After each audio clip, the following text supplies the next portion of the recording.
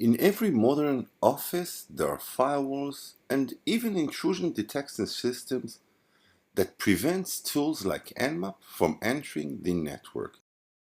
But Nmap uses different techniques to evade firewalls. Let's see some of them in action.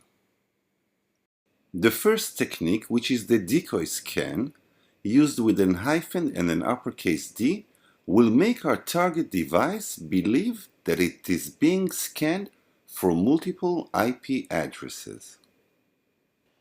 So we'll use the sudo command as it requires root privileges, hyphen and an uppercase D, and then we'll use a decoy and our target device. So my decoy will be my gateway, which is the 10.0.0.138, and my target device that will believe that it got scanned from my decoy will be my access point, which is 10.0.0.38.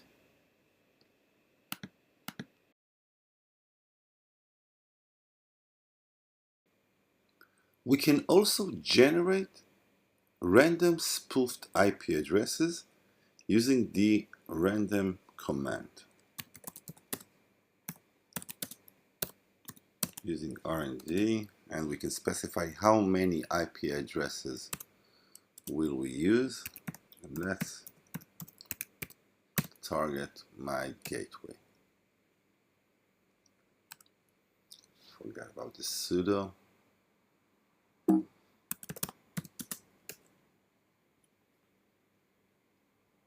All right. Another technique is to change our source port.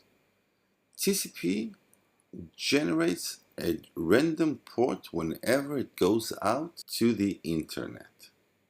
But we can craft our port source and make it a more common one, so misconfigured firewalls will think that it is a legitimate TCP packet.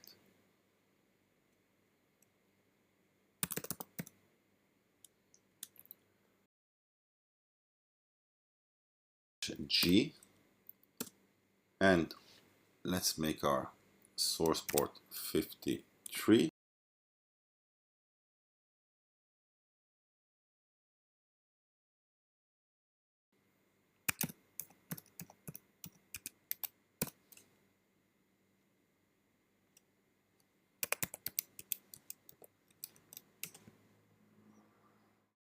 Two other techniques, interesting techniques, are the fragment option and the MTU option.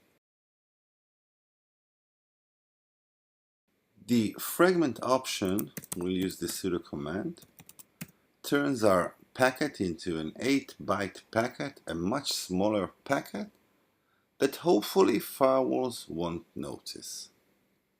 So we'll use this smaller f, and our target will be my gateway. All right.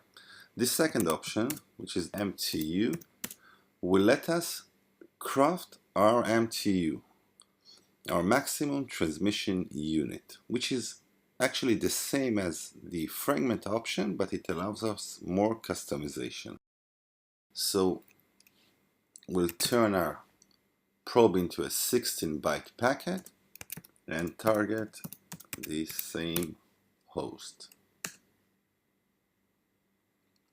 Forgot the sudo command.